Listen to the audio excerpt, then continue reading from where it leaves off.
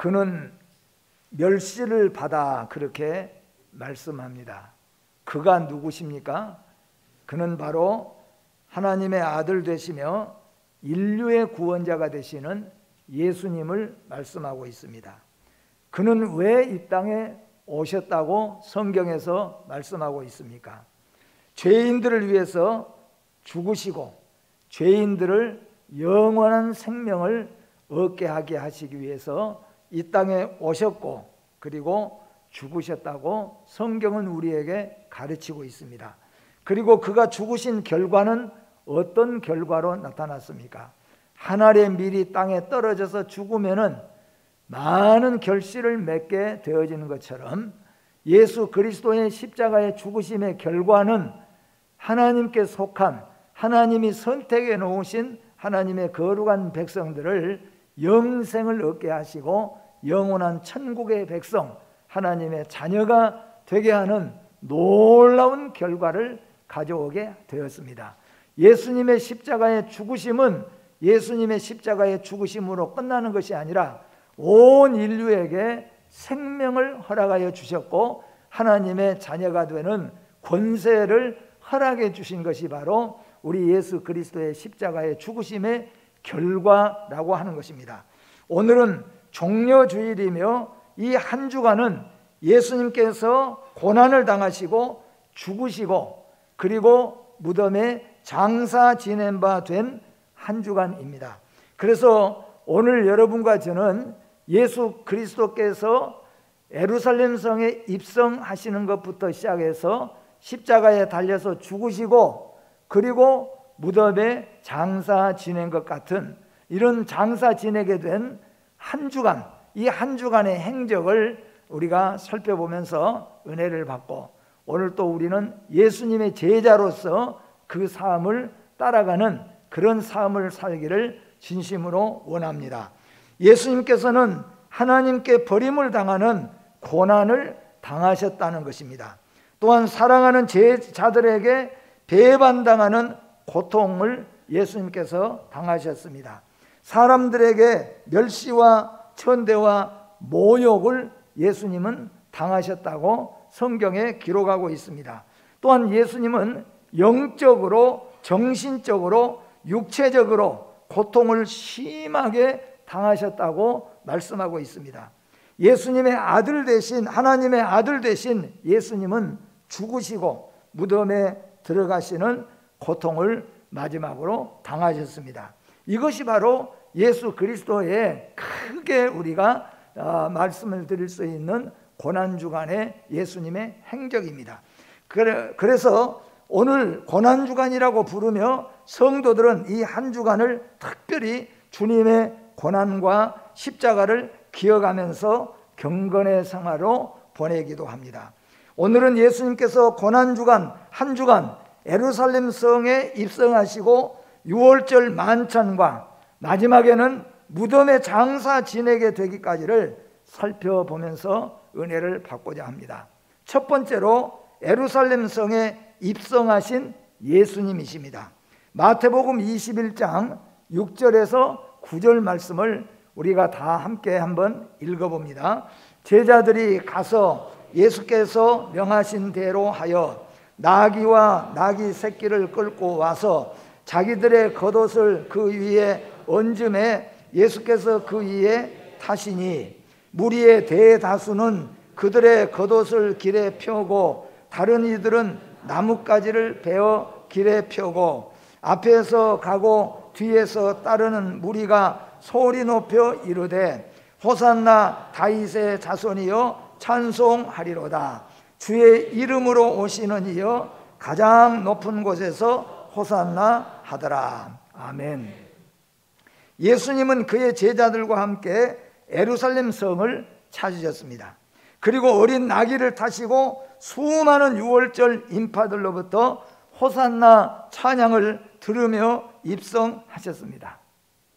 오늘 호산나 찬양을 들으면서 예수님은 입성하셨지만은 사실 예수님이 예루살렘 성에 입성하신 이유는 뭐냐 하면은 이제 십자가를 마지막으로 예수님이 오신 목적대로 십자가를 지고 그리고 골고다 언덕으로 가서 죽으실 것을 행하시기 위해서 예루살렘 성에 사실 입성하신 겁니다. 그리고 오늘 예루살렘 성에 입성하신 이 모든 모습을 통하여 예수님은 어떤 모습을 우리에게 보여주시는가?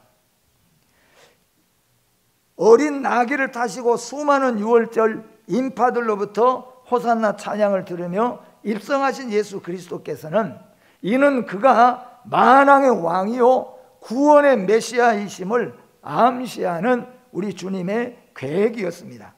그리고 그는 어린 나귀를 끌고 오도록 하였습니다. 여러분 이미 잘 아시는 것처럼 이 나귀는 매어있던 나귀인데 예수님이 미리 제자들에게 말씀하였습니다. 어디에 가면은 나귀가 있을 것이니까 끌고 오너라. 그 나귀를 풀고 끌고 올 때 그 나귀의 원래 주인이 왜 남의 나귀를 가지고 가느냐라고 묻는다면은 주께서 쓰시겠다고 하라고 말씀하셨습니다. 그런데 예수님께서 말씀하신 그대로 이행이 되어지고 나귀를 끌고 오고 예수님은 그 나귀를 타시고 예루살렘 성을 입성하셨다는 겁니다. 이런 것들을 통하여서 우리 주님은 만왕의 왕이 바로 예수 그리스도이시고 만주의 주가 예수 그리스도이심을 선포해 주시는 내용으로 받아들일 수가 있습니다. 그리고 그가 바로 구원의 왕 메시아로 오셨음을 나타내 주는 것이 바로 예루살렘 성의 입성이었다고 하는 겁니다. 그래서 예수님은 이 땅에 오신 목적 자체가 십자가에서 죽으시고 우리를 위해서 고난을 받기 위해서 오셨지만은, 그래서 그 길을 한 걸음 한 걸음 가셨지만은 최종 한 주간 동안에는 종려주일에 예수님이 이렇게 예루살렘 성에 나귀를 타고 입성하신 것부터는 본격적으로 한 주간 동안 예수님은 십자가의 길을 가시기 위해서 바쁜 행적을 우리에게 보여주고 계시는 것입니다. 그리고 예수님은 유월절 마지막 만찬을 준비하셨습니다. 마태복음 26장 26절에서 28절 말씀도 같이 한번 읽어봅니다. 그들이 먹을 때에 예수께서 떡을 가지사 축복하시고 떼어 제자들에게 주시며 이르시되 받아서 먹으라, 이것은 내 몸이니라 하시고 또 잔을 가지사 감사 기도하시고 그들에게 주시며 이르시되 너희가 다 이것을 마시라, 이것은 죄 사함을 얻게 하려고 많은 사람을 위하여 흘리는 바 나의 피 곧 언약의 피니라. 아멘. 우리 주님은 유월절에 예수님께서 한 가정의 제자들과 함께 모여서 만찬을 가지셨습니다. 그리고 예수님은 떡과 포도주를 놓으시고 떡을 다 제자들에게 나누어 주시면서 말씀하셨습니다. 받아 먹으라, 이것은 이제 내가 너희를 위해서 내 몸을 내 살을 바치는 것이니라.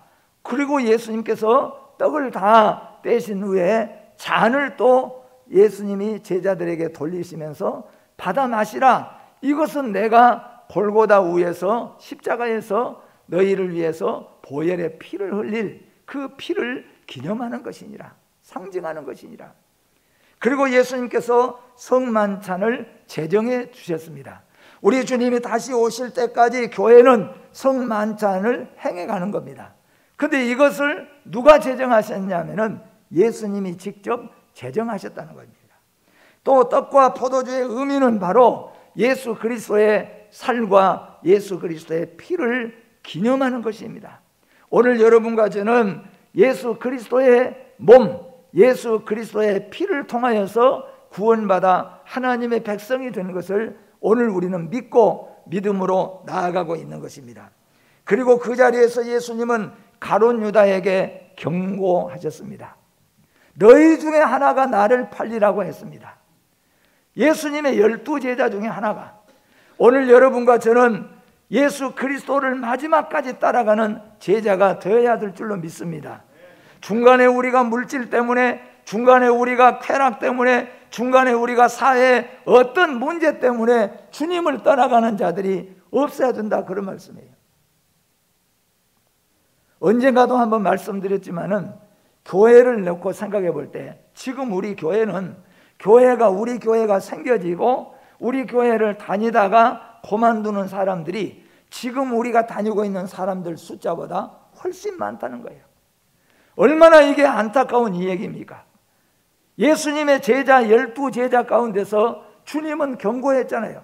너희 중에서 저 밖에 있는 예루살렘 성에 살아있는 유월절 무리 중에서 나를 팔 것이 아니라 너희 중에서 누군가 나를 팔 것이니라. 물론 예수님은 가룟 유다인 줄 알고 경고하셨습니다. 그러나 가룟 유다는 결국 예수님을 팔고 말았다는 겁니다. 오늘 저는 여러분들에게 말씀합니다. 우리는 세상 떠날 때까지, 주님 오실 때까지 어떠한 경우에도 주님을 떠나서는 안 됩니다. 교회를 떠나가서는 안 된다는 것을 믿으시기를 바랍니다. 마지막까지 우리는 하나님의 교회를 지키고 하나님의 교회를 섬기고 예수 그리스도의 제자로 살아가야 될 것입니다. 그런데 우리 주님은 오늘 본문 말씀에 보니까 경고를 하셨잖아요. 너희 중에 하나가 나를 팔리라. 그런데 정말로 예수님의 제자 가운데 하나가 예수를 팔고 말았다는 겁니다. 오늘 또 우리에게 말씀합니다. 너희 중에 누군가가 교회를 떠날 것이라. 너희 중에 누군가가 예수 그리스도를 배반할 것이니라. 오늘 여러분, 한 사람도 주님을 떠난 자가 없고 한 사람도 교회를 배신한 자가 없기를 주의 이름으로 축복합니다.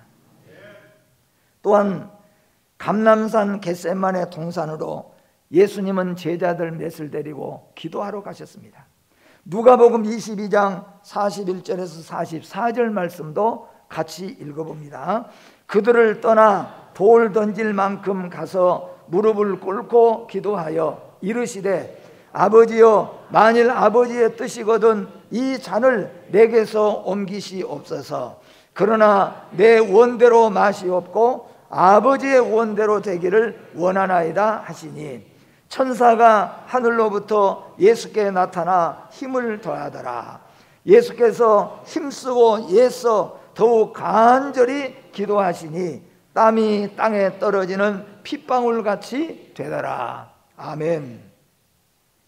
잡히시기 전날 예수님은 사랑하는 몇몇 제자들과 습관을 쫓아서 감람산 겟세마네 동산으로 기도하러 가셨습니다. 예루살렘 성에 입성하시고 최후의 만찬을 예수님께서 제정하시고 최후의 만찬을 마치고 예수님은 제자들과 함께 감람산 겟세마네로 기도하러 가셨다는 것입니다. 그리고 주님은 아버지의 뜻대로 이루어지기를 위해서 땀방울이 핏방울처럼 되도록 힘써서 기도하셨다고 말씀합니다. 기도했다고 말합니다. 기도는 결코 쉬운 것이 아닙니다. 흥얼거리듯이 하는 기도가 아니었다는 겁니다. 조용조용하게 기도하는 기도가 아니었습니다. 쉽게 기도하는 기도가 아니었습니다. 성경대로 보면은 온 몸과 마음을 쥐어짜듯이 온 몸과 마음을 다 집중하여서 쥐어짜듯이 몸부림을 치는 기도가 예수님의 감람산 겟세마네의 기도였습니다. 그렇기 때문에 야곱은 야복강 나루토에서 온 마음과 몸을 다 쥐어짜면서 기도했기 때문에 환도뼈가 부러지는데도 그 야곱은 마지막까지 기도해서 응답을 받게 되는 그 기도를 볼 수가 있습니다. 예수님의 기도도 마찬가지입니다. 겟세마네 예수님의 기도는 쉽게 조용조용하게 기도하는 것이 아니라 목이 메일 정도로 온 몸과 마음을 쥐어짜듯이 기도했기 때문에 얼굴에서 머리에서 땀이 송골송골 나더니 땀이 땅에 떨어지기 시작하는 거예요. 누가가 표현하기를 땀이 땅에 떨어질 때 핏방울처럼 보이더라. 그게 예수님의 기도였다는 것입니다. 또한 예수님은 잡히시고 법정에서 재판을 받으셨습니다. 누가복음 23장 24절과 25절 말씀도 같이 한번 봅니다. 이에 빌라도가 그들이 구하는 대로 하기를 언도하고 그들이 요구하는 자 곧 밀란과 살인으로 말미암아 옥에 갇힌 자를 놓아주고 예수는 넘겨주어 그들의 뜻대로 하게 하니. 빌라도의 법정에서는 바라바라고 하는 살인자, 바라바라고 하는 무서운 반역자는 풀어주고 예수 그리스도는 십자가에 못 박혀 죽도록 무리들에게 내어주었다고 말씀합니다. 이윽고 예수님은 고도로 훈련된 병정들에게 포박을 당하고 끌려서 재판자리에 서게 됩니다. 그는 로마의 빌라도의 법정과 대제사장 가야바의 법정을 끌려다니면서 말이 재판이지 수많은 채찍과 구타, 침뱉음, 그리고 뺨을 때림, 끌고 다니는 이런 수치와 모든 육적인, 영적인, 정신적인 고통을 예수님 앞에 가했다는 것입니다. 말 그대로 불법의 재판을 예수님이 받으셨습니다. 법정에서는 사랑하는 제자들마저도 예수님의 마음을 아프게 했다는 것을 우리는 잘 알고 있습니다. 끝까지 함께 하겠다고 호언 장담했던 제자들, 특별히 베드로까지도 나중에는 뿔뿔이 흩어지고 저주와 맹세로 예수님을 부인하고 배신했던 것들을 알 수가 있습니다. 예수님은 하나님 아버지 하나님으로부터, 제자들로부터, 그리고 수많은 사람들로부터 이와 같이 버림을 당하는 고난과 고통을 당하셨다는 것이죠. 그리고 불법의 재판 앞에서 예수님은 그 재판을 다 받으셨다고 말씀합니다. 그리고 예수님은 십자가에 달리셨습니다. 마가복음 15장 33절에서 37절 말씀 같이 읽어봅니다. 제6시가 되매 온 땅에 어둠이 임하여 제9시까지 계속하더니 제9시에 예수께서 크게 소리 지르시되 엘리 엘리 라마 사박다니 하시니 이를 번역하면은 나의 하나님 어찌하여 나를 버리셨나이까 하는 뜻이라. 곁에 섰던 자 중 어떤 이들이 듣고 이르되 보라 엘리야를 부른다 하고 한 사람이 달려가서 해면에 신 포도주를 적시어 갈대에 꿰어 마시게 하고 이르되 가만두라 엘리야가 와서 그를 내려주나 보자 하더라. 예수께서 큰 소리를 지르시고 숨지시니라. 아멘. 가장 저주스럽고 가장 수치스러운 흉악한 범죄자들에게 내리는 십자가의 형을 예수님은 당하신 것입니다. 머리에는 일부러 가시관을 씌워주셨고 그리고 두 손과 발에는 대못으로 받고 옆구리는 창에 찔려서 피와 물과 창자가 흐르는 고통의 십자가를 우리 주님께서는 신음하시면서 받으셨습니다. 왜? 하나님의 아들 되신 예수가, 만왕의 왕이 되시고 만주의 주가 되시는 예수가 이 땅을 만드시고 사람을 만드시고 우리를 위해서 오신 예수 그리스도가 왜 이처럼 처참한 십자가에 달리셨는가? 오늘 본문에서 4절과 5절에 우리에게 말씀합니다. 그는 실로 우리의 질고를 지고 우리의 슬픔을 당하였거늘 우리는 생각하기를 그는 징벌을 받아 하나님께 맞으며 고난을 당한다 하였노라. 그가 찔림은 우리의 허물 때문이요 그가 상함은 우리의 죄악 때문이라. 그가 징계를 받음으로 우리는 평화를 누리고 그가 채찍에 맞음으로 우리는 나음을 받았도다. 왜 독생자 예수가 이처럼 처참한, 왜 죄 없으신 예수가 이처럼 처참한 십자가를 지고 십자가 위에서 머리에는 가시관을 쓰시고 손과 발에는 대못을 받고 그리고 옆구리는 창에 찔려서 피와 물과 창자를 다 쏟아 흘리시는 이렇게 비참한 그리고 이렇게 수치스러운 십자가를 왜 지셨는가? 이사야 선지자는 미리 우리에게 예고해 주었습니다. 그가 찔림은 우리의 허물 때문이라. 그가 상함은 우리의 죄악 때문이라고 말씀합니다. 사랑하는 성도 여러분, 고난주간에 맞이하여서 예수님이 왜 십자가에서 못이 박히고 가시관을 쓰시고 옆구리에 창에 찔려서 물과 피와 창자를 흐르며 죽었는가? 우리는 적어도 깨달아야 됩니다. 그가 찔림이 왜인가? 그가 상함이 무엇이었는가? 나의 죄 때문이었다는 것이죠. 나를 위해서 예수님께서는 그 모든 것들을 지셨다는 것입니다. 고난주간을 맞이하여서 우리는 예수님의 십자가를 묵상해보는 귀한 시간이 되어지기를 주의 이름으로 축복합니다. 그리고 예수님은 죽으시고 무덤에 장사되셨습니다. 마태복음 27장 57절에서 61절 말씀입니다. 같이 봅니다. 저물었을 때에 아리마대 부자 요셉이라 하는 사람이 왔으니 그도 예수의 제자라. 빌라도에게 가서 예수의 시체를 달라 하니 이에 빌라도가 내주라 명령하거늘 요셉이 시체를 가져다가 깨끗한 세마포로 싸서 바위 속에 판 자기 새 무덤에 넣어두고 큰 돌을 굴려 무덤 문에 놓고 가니 거기 막달라 마리아와 다른 마리아가 무덤을 향하여 앉았더라. 아멘. 오늘 말씀 보니 예수님은 죽으셨다고 해요. 예수님은 죽으셨어요. 그리고 그는 시체가 되었습니다.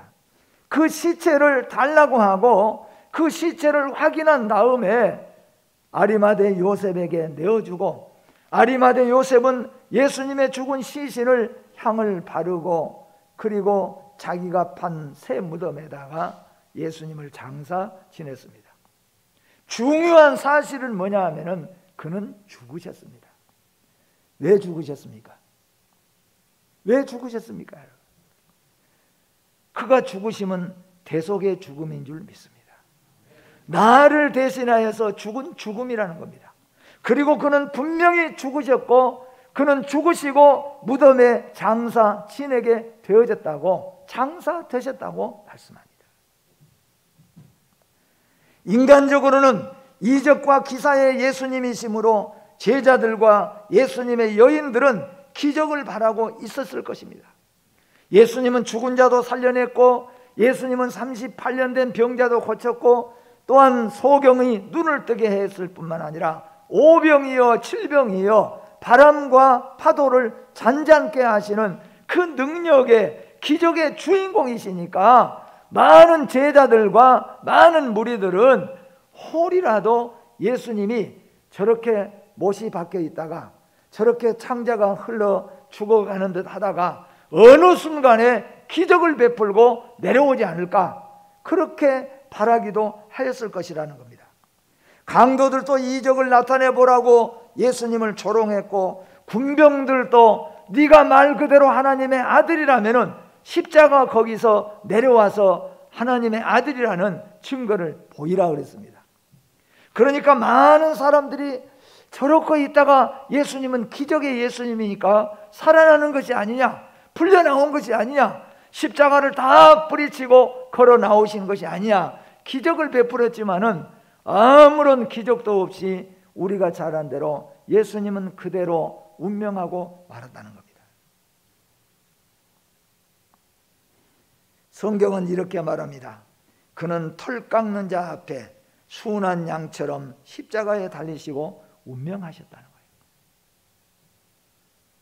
털 깎는 양, 아무런 주인에게 반항 없이 털 깎는 양은 주인에게 몸을 맡기고 털을 다 깎아낼 때까지 주인의 그 품에서 안겨 있다가 털 깎고 나오는 것처럼 예수님은 한 번도 반항하지 않고 한 번도 다른 어떤 것을 보이지 않고 묵묵하게 십자가를 지고 가셨다, 그런 말씀입니다.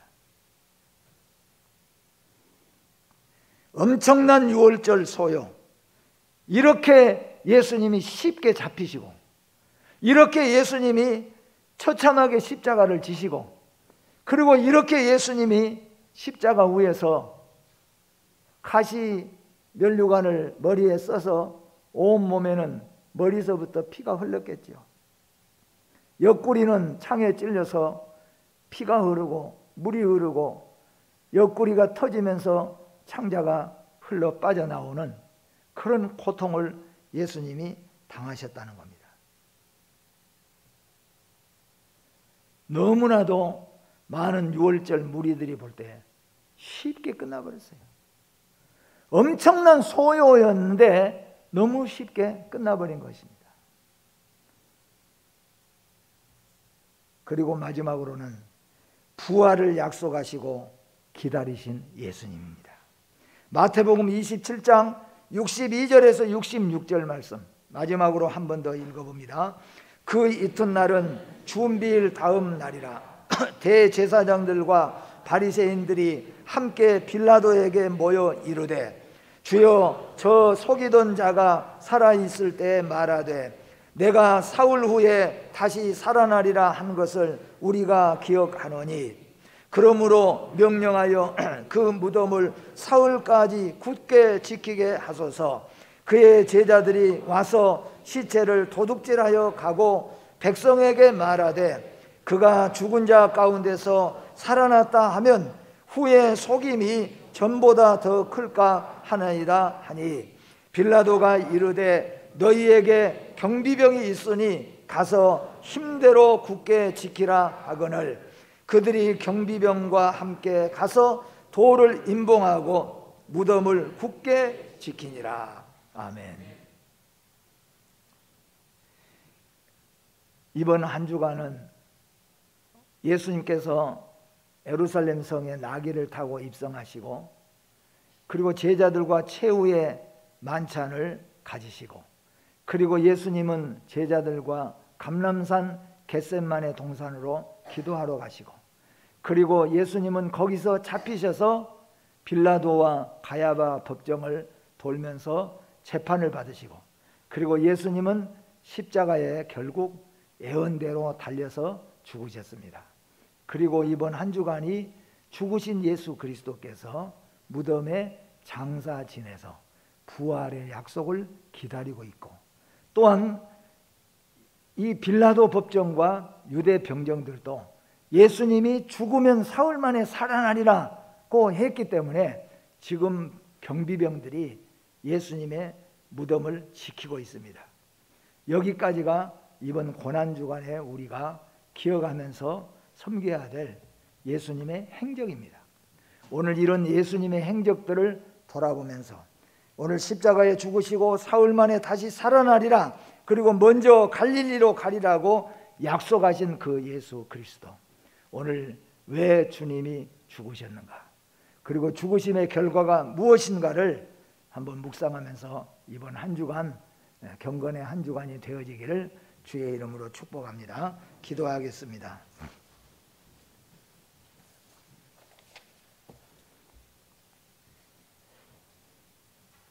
예루살렘 성의 만왕의 왕 만주의 주 그러나 우리를 위해서 죽으시기 위해서 입성하시고 유월절 만찬을 통하여서 예수님의 죽으시고 찢기신 살과 예수님의 흘리신 보혈의 피가 우리에게 어떤 것인가를 가르쳐 주신 우리 주님의 은혜를 생각합니다.